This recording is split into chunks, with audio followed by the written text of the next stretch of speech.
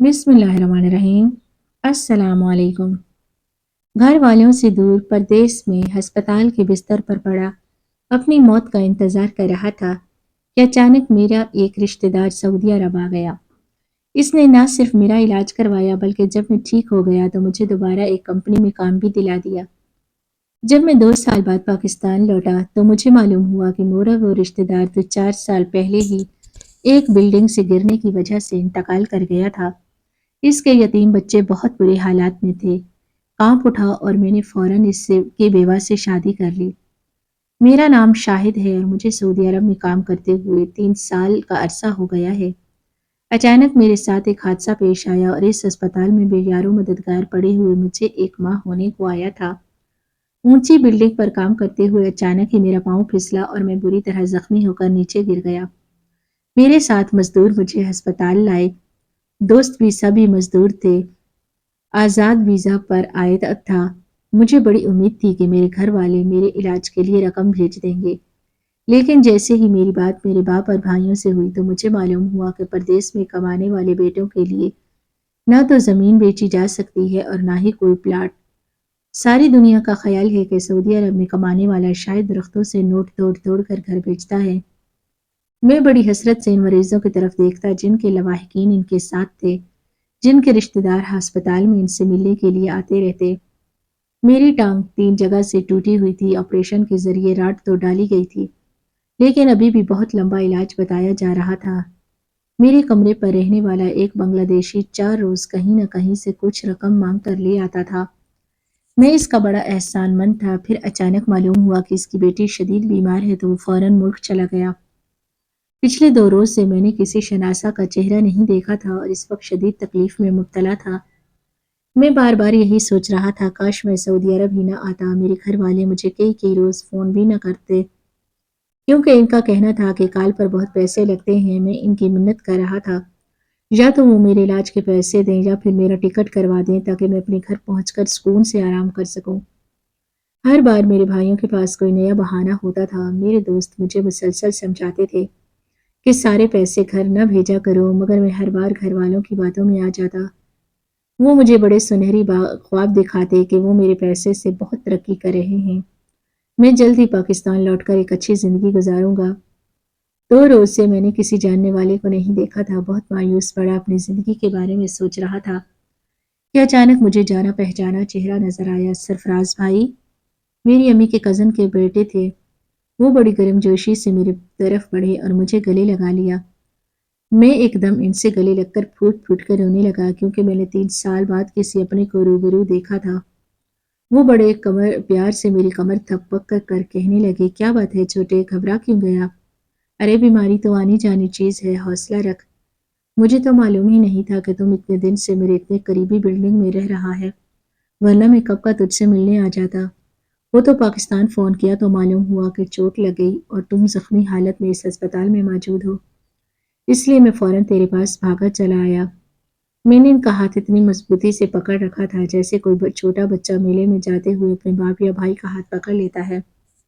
मुझे डर था कि कहीं वो मुझे छोड़कर ही ना चले जाएं। इनकी बातों से मुझे बड़ा हौसला मिला था। वो मुसलसल मेरे साथ बात कर रहे थे और डॉक्टरों के साथ भी जाकर मिले। मैं बड़ा खुश था। परदेश में इतना सहारा मिल जाना ही काफ़ी था। वो रोज़ मुझसे मिलने अस्पताल पहुँचते। मेरे लिए खाना, फ्रूट, अद्वियात वक्त पर मिलने लग गई थी। मेरा 2 बार ऑपरेशन हुआ और मैं जल्दी ठीक हो गया। सरफराज भाई मुझे अपने साथ अपने फ्लैट पर लाए। मैं ये देखकर हैरान रह गया कि वो इतने बड़े फ्लैट में अकेले रह रहे थे। हालांकि हम लोग तो अपने कमरे में 10 लोग थे। मैंने हैरत से इनसे पूछा, भाई आप किस कंपनी में काम करते हैं? माशाल्लाह रिहाइश तो बहुत अच्छी ली हुई है आपने। वो बड़े अजीब से अंदाज में मुस्कुराए और कहने लगे, इस बात को छोड़ यार, तू बता, तुझे दूसरी नौकरी ढूंढ कर दे दूं जिसका पैकेज भी अच्छा हो, सख्त ना हो। मैं ये सुनकर फौरन का और काम भी सख्त ना हो, मैं सुनकर राजी हो गया। चंद दिन बाद ही भाई ने मुझे एक नौकरी ढूंढ कर दी। उन्होंने मुझे किसी कंपनी में भेजा जहां वो पहले ही बात कर चुके थे। मैंने सरफराज भाई को अपने घर वालों के रवैये के बारे में सब कुछ बता दिया। वो तलखी से मुस्कुराने लगे, कहने लगे, ये कहानी हर परदेसी की है। अगर यहाँ मेहनत करते करते कोई मर जाए तो घर वाले ये सोचते हैं कि वो तनख्वाह जो इसे अदा की जाएगी اس سے اس کی میت کو پاکستان منگوانے سے بہتر ہے کہ اسے وہیں کسی ویلفیئر کے ہاتھوں دفن کروا دیا جائے۔ بیٹا یہ دنیا ہی اتنی مطلب پرست ہے، ہم جو پیسہ کماتے ہیں نا وہی پیسہ ہمارا دشمن بن جاتا ہے۔ جب بھی گھر جانے کا سوچو تو گھر والوں کو کوئی نہ کوئی نیا کام یاد آ جاتا ہے جس کی وجہ سے ہمارا جانا کینسل ہو جاتا ہے۔ بچے کب پیدا ہوتے ہیں، کب اسکول جانے لگتے ہیں، کچھ پتہ نہیں۔ اگر کوئی کمارا پردیس پہنچ جائے تو ہر سال اسے اگلے سال کا آسرا دے کر اس کی شادی کی عمر ہی نکال دیتے ہیں۔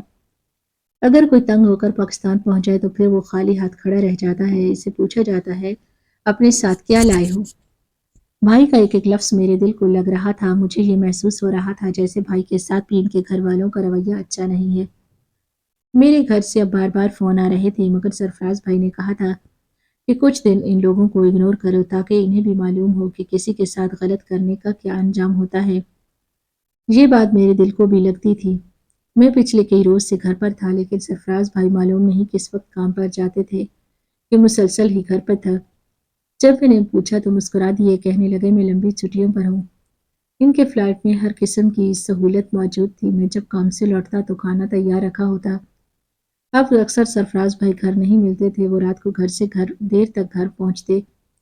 میں نے ایک بار ان کے احترام میں کھڑے ہونے کی کوشش کی تو انہوں نے مجھے سختی سے منع کر دیا کہ دن بھر ڈیوٹی کرتے ہو، میں جب بھی گھر واپس آؤں تو اٹھنے کی یا کچھ کرنے کی ضرورت نہیں۔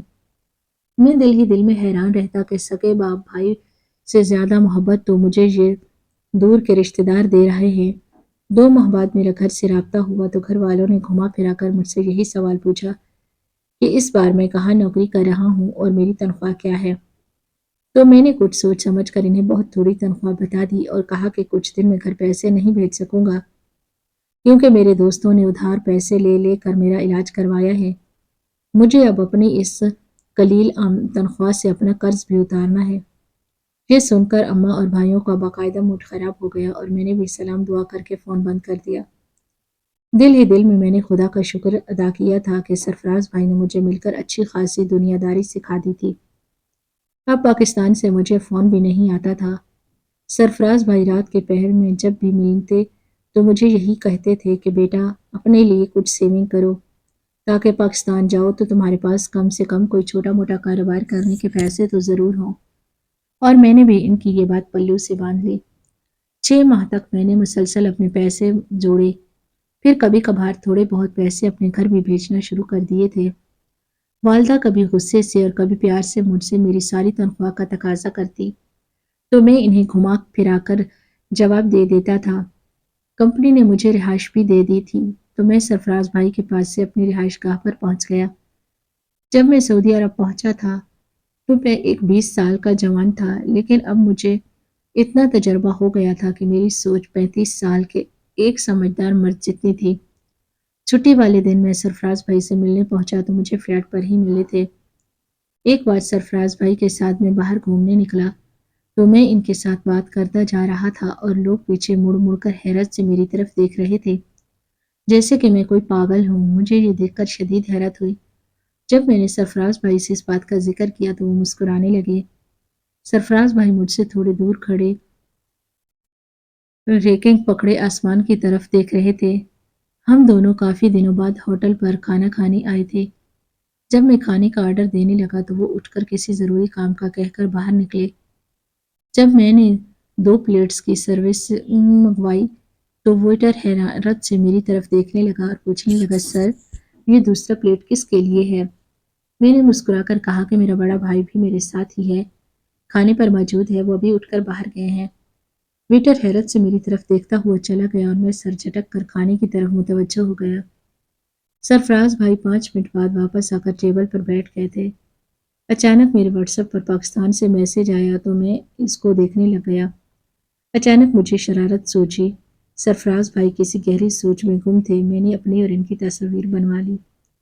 یہ دیکھ کر میں حیران تھا کہ میری تصویر تو فون میں بن چکی تھی لیکن سرفراز بھائی کی تصویر نہیں بن رہی تھی۔ میں بار بار تصویر بنانے کی کوشش کر رہا تھا۔ اچانک بھائی کی نظر مجھ پر پڑی اور وہ مسکراتے ہوئے میری طرف دیکھنے لگے۔ نہ جانے کیوں ان کی مسکراہٹ سے مجھے عجیب طرح کا خوف محسوس ہوا۔ تھوڑی دیر بعد وہ یہ کہہ کر اٹھ کر چلے گئے کہ انہیں اپنے کسی دوست سے ملنے جانا ہے اور میں بھی اپنے رہائش گاہ پر پہنچ گیا۔ 2-3 روز بھائی کا میسج نہیں ملا تو میں نے ان کی رہائش گاہ کا چکر لگایا۔ باہر تالا لگا تھا۔ میں نے پڑوسیوں سے پوچھا تو وہ حیرت سے میری طرف دیکھنے لگے اور کہنے لگے کہ یہ فلیٹ تو کافی عرصے سے بند پڑا ہے۔ میرے کانوں میں ایک دم سائیں سائیں ہو رہی تھی۔ ایسا کیسے ہو سکتا ہے؟ میں نے زور سے خود کلامی کی۔ میں نے فون نکال کر سرفراز بھائی کا نمبر ملانا شروع کر دیا، مگر نمبر مسلسل بند تھا۔ مجھے ایک دم بے انتہا فکر ہوئی۔ میں واپس اپنی رہائش گاہ پر پہنچ گیا۔ مسلسل کئی روز تک میں بھائی کا نمبر ملاتا رہا۔ پھر ایک روز چھٹی والے دن میں اسی بلڈنگ میں پہنچ گیا اور وہاں کے چوکیدار سے پوچھا کہ فلیٹ نمبر 229 میں رہنے والے سرفراز احمد کب سے اپنے فلیٹ پر نہیں ہیں۔ وہ مجھے خوفزدہ نظروں سے دیکھنے لگا اور پھر مجھے بلڈنگ کی مینجمنٹ کے پاس لے گیا۔ ان لوگوں نے پہلے مجھ سے میری شناخت مانگی تو میں نے کہا میں ان کا کزن ہوں اور پچھلے کچھ دن سے ان سے رابطہ نہیں ہو رہا، اس لیے میں سخت پریشان ہوں۔ انہوں نے جو بات بتائی وہ سن کر میرے پیروں کے نیچے سے زمین ہی کھسک گئی۔ سرفراز بھائی تو 2 سال پہلے ایک ٹریفک حادثے میں بہت بری طرح سے زخمی ہو کر وفات پا چکے تھے۔ 3 ماہ تک ان کی میت سرخد خانے میں رکھی تھی۔ ان کے گھر والوں نے کہا تھا کہ انہیں سعودی عرب کے ہی کسی قبرستان میں دفنا دیا جائے، تو ان کے یار دوستوں نے ان کی تدفین کے انتظامات مکمل کیے تھے۔ یہ سن کر میرا دل خون کے آنسو رونے لگا۔ مطلب وہ بے چین اور دکھی روح میری مدد کرنے کے لیے ہی مجھ تک پہنچی تھی۔ مجھے ہوٹل کے ویٹر کا خوفزدہ چہرہ یاد آیا جب میں مسلسل سرفراز بھائی کے ساتھ بات کر رہا تھا اور وہ دوسرے لوگوں کو کھانا دیتے ہوئے بار بار میری طرف دیکھے جا رہا تھا۔ میں اس روز بڑے دکھی دل کے ساتھ اپنی رہائش گاہ پر پہنچا۔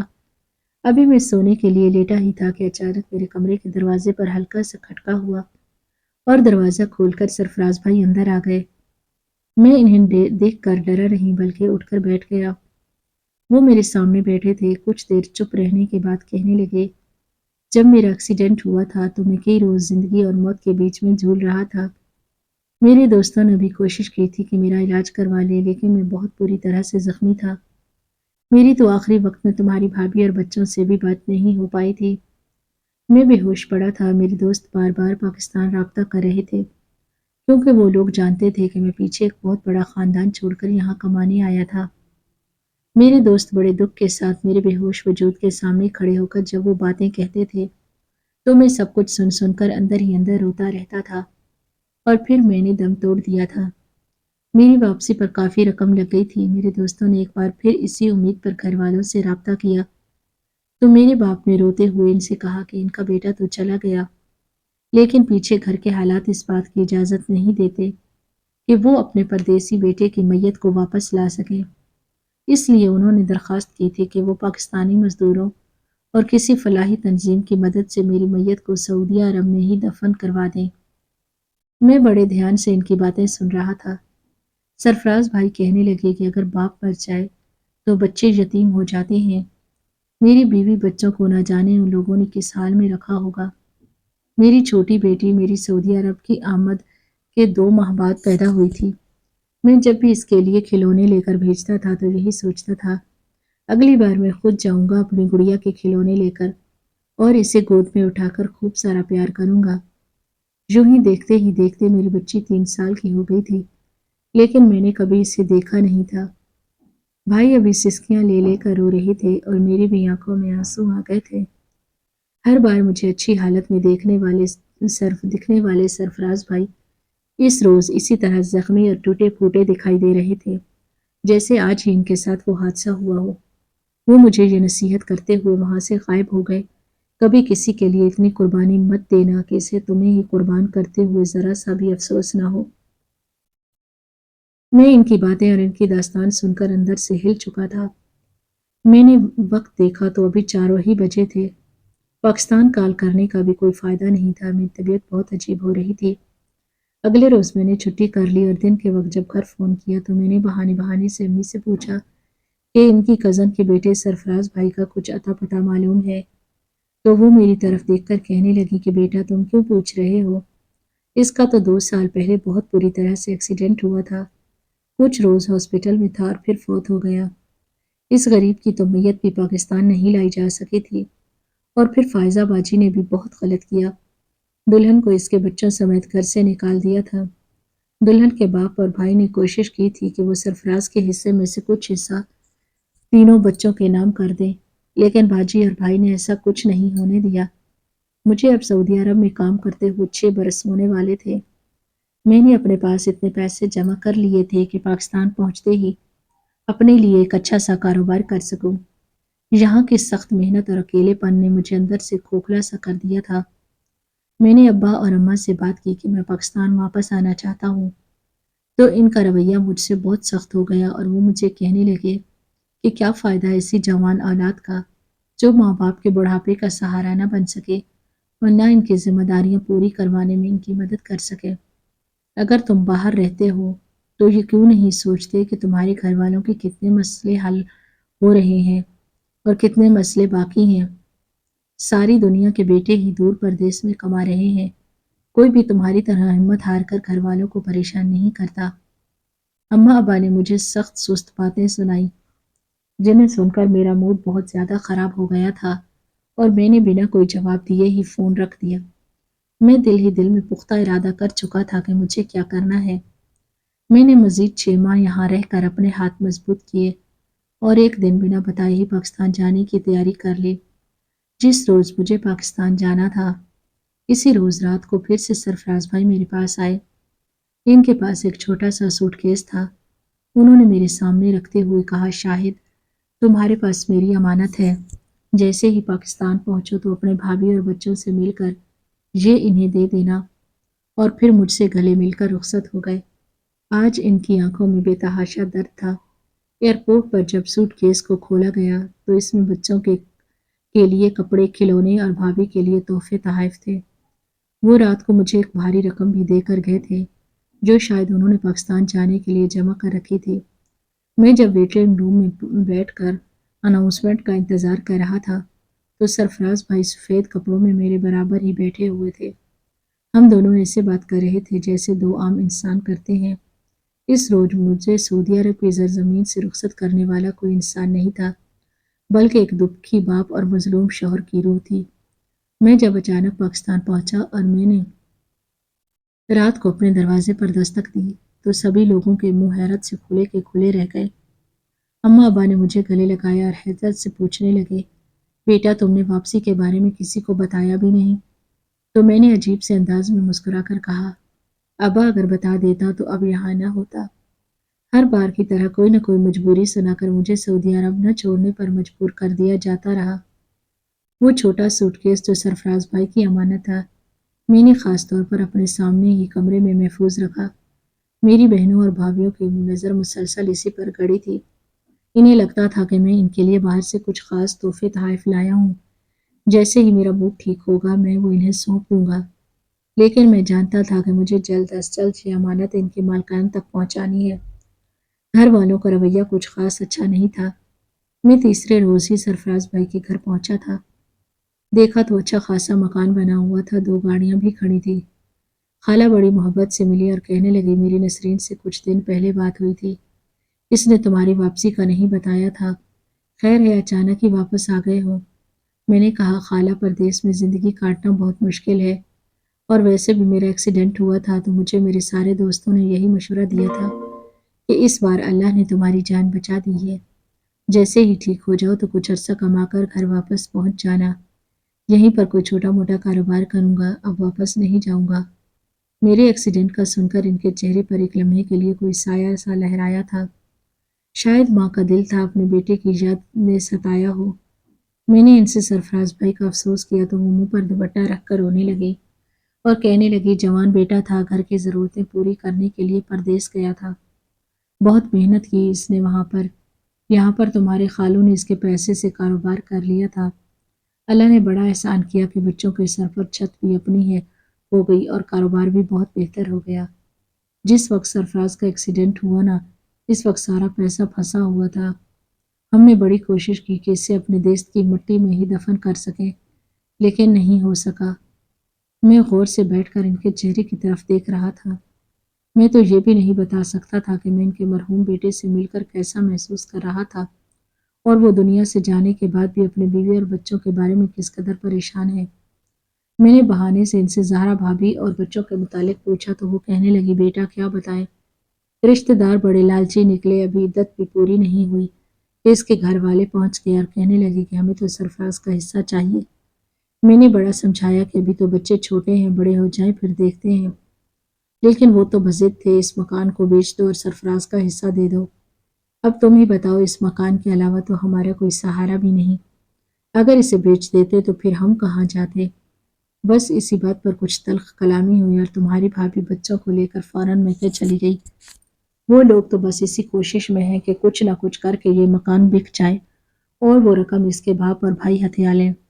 ارے ابھی تو زہرا جوان ہے، میں اسے سرفراز کا حصہ دے دوں اور وہ کل کو کسی غیر کے ساتھ شادی کر کے اس کے حصے رول دے تو پیسے تو سارے ان کے نانا اور ماموں ہڑپ کر لیں گے۔ بچوں کا کیا فائدہ ہوگا؟ وہ بڑے جذباتی انداز میں مجھے یہ سب بتا رہی تھی تو میں نے بڑے افسوس کے ساتھ ان کی طرف دیکھا اور سرفراز بھائی کا چہرہ ایک دم میرے ذہن میں آ گیا۔ وہ مجھے کھانے کے لیے روکتی رہ گئی تھی لیکن میں فوراً وہاں سے اٹھا تھا۔ میں اب زہرا بھابھی کے گھر پہنچا تو کیا دیکھتا ہوں کہ سرفراز بھائی کے تینوں بچے میلے کچیلے کپڑوں میں گھوم رہے تھے۔ بھابھی خود بھی کافی پریشان حال تھی، ان کے گھر کا صحن کچا تھا۔ مجھے دیکھ کر وہ افسردہ سی ہو گئی۔ میں نے بچوں کو بلا کر انہیں پیار کیا۔ ان کے ابا مجھے لے کر صحن میں ہی بیٹھ گئے، بڑے دکھی دل کے ساتھ بتایا کہ میری خالہ نے ان کے ساتھ کیا کیا۔ میں سن کر افسوس ہی کر سکتا تھا۔ پھر انہوں نے دبے دبے لفظوں میں بتایا کہ جب سے زہرا واپس آئی ہے میری بہویں بھی کچھ خوش نہیں ہیں۔ میری بڑی بیٹی بڑی صبر والی ہے، ہر وقت کام کاج میں خود کو مصروف رکھتی ہے، لیکن پھر بھی بچے تو نہ سمجھ ہیں، اگر کوئی شرارت کرتے ہیں تو فوراً انہیں تانا دیا جاتا ہے کہ یہ تمہارے باپ کا گھر نہیں ہے۔ میرا اسی بات پر بہوؤں کے ساتھ لڑائی جھگڑا ہو جاتا ہے۔ میرے ہوتے ہوئے میری بیٹی کا یہ حال ہے، اگر میں چلا گیا تو نہ جانے ان بچوں کا کیا ہوگا۔ میری نظر مسلسل زہرا بھابھی پر ٹکی ہوئی تھی۔ وہ مجھ سے 4-5 سال ہی بڑی ہوں گی، لیکن بیوگی کے صدمے نے انہیں برسوں کا مریض بنا رکھا تھا۔ میں نے دل ہی دل میں ایک مضبوط فیصلہ کیا۔ میں نے ان کے والد کے حوالے وہ سامان کیا تھا جو سرفراز بھائی نے مجھے دیا تھا اور یہ کہا کہ یہ ان کے دوست کے پاس ان کی امانت رکھی تھی اور اس کا ذکر وہ ان کے سسرال میں ہرگز نہ کرے۔ وہ رقم میں نے جان بوجھ کر نہیں دی، بھابھی نے میرے سامنے ہی جب وہ سوٹ کیس کھولا تو ان کی آنکھوں سے ساون برس رہا تھا۔ میں چپ چاپ واپس لوٹا تھا۔ کئی دن ادھر ادھر گھوم پھر کر میں نے ایک مناسب جگہ کرائے پر لی اور الیکٹرانکس کی دکان کھول لی۔ میں نے یہ سب اتنی خاموشی سے کیا تھا کہ میرے گھر والوں کو جب یہ معلوم ہوا تو وہ تقریباً چیخ پڑے تھے۔ وہ اسی خیال میں تھے کہ مجھے مجبور کر کے واپس سعودی عرب بھیج دیں گے۔ پھر میری ماں بہن بھائی یہ سوچ کر خاموش رہ گئے کہ چلو اچھا کاروبار ہے، کچھ نہ کچھ تو گھر میں آیا کرے گا۔ جب میں نے گھر میں زہرا بھابھی سے نکاح کرنے کی بات کی تو ہمارے گھر میں بری طرح سے ہنگامہ پھوٹ پڑا۔ میری ماں نے تو جیسے ہی زہرا بھابھی کے بارے میں غلط بات کرنے کی کوشش کی تو میں نے بڑی سختی سے انہیں خاموش کروا دیا اور یہ اچھی طرح سے بتا دیا کہ اب میں وہ چھوٹا موٹا شاہد نہیں بلکہ 6 سال پردیس کی خاک چھاننے والا ایک سمجھدار انسان ہوں۔ میں نے انہیں صاف کہہ دیا تھا کہ اگر وہ رشتہ نہیں کریں گے تو میں محلے کے ہی 2 بزرگ لے جا کر ان سے نکاح کر لاؤں گا، اور ساتھ ہی یہ شرط بھی رکھی تھی کہ اگر گھر والے چاہتے ہیں کہ میں ہر ماہ انہیں معقول رقم دوں تو میری زہرا سے شادی کروائیں۔ میں نے زہرا کے والد کو گھر سے نکلتے ہوئے سب کچھ سمجھا دیا تھا۔ زہرا اس رشتے کے لیے راضی نہیں تھی لیکن اس کے ابو نے اسے منا ہی لیا۔ سادگی سے نکاح کر کے جب میں زہرا کو لے کر گھر والوں کے سامنے گھر کی بجائے اپنے الگ لیے ہوئے کرائے کے گھر میں پہنچا تو سب ایک دم شوق میں رہ گئے۔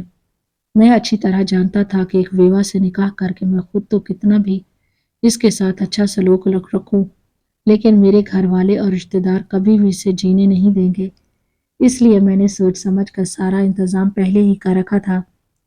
میری ماں نے مجھے روایتی دھمکی بھی دی تھی کہ وہ مجھے دودھ نہیں بخشے گی مگر میں بھی ڈھیٹ بنا رہا۔ میں نے موت کے قریب جا کر زندگی کی اہمیت کو جان لیا تھا۔ شادی کی پہلی رات ہی میں نے زہرا کو اس کے سابقہ شوہر کا جمع ہوا پیسہ دے دیا تھا اور کہا تھا کہ یہ ان کے دوستوں نے ان کی امانت سنبھال کر رکھی تھی۔ میں جانتا تھا کہ اسے کچھ وقت کی ضرورت ہے، اس لیے اس پر کوئی زور زبردستی نہیں کی اور اسے کہا کہ وہ تینوں بچے مجھے اپنی سگی اولاد سے بھی زیادہ عزیز رہیں گے۔ ان کے مستقبل کے لیے مجھ سے جو بن پڑے گا میں کروں گا۔ ہماری شادی کو 7 سال ہو چکے ہیں۔ اللہ نے مجھے بھی 2 بیٹیوں سے نوازا ہے۔ کاروبار اچھا چل رہا ہے۔ کچھ عرصے بعد اماں بھی مجھ سے راضی ہو گئی تھی۔ امید ہے جلد ہی اپنا گھر بھی بنا لوں گا۔ زہرا نے سرفراز بھائی کے سارے پیسے بچوں کے لیے رکھ دیے تھے، جو ان کا حق بھی بنتا ہے۔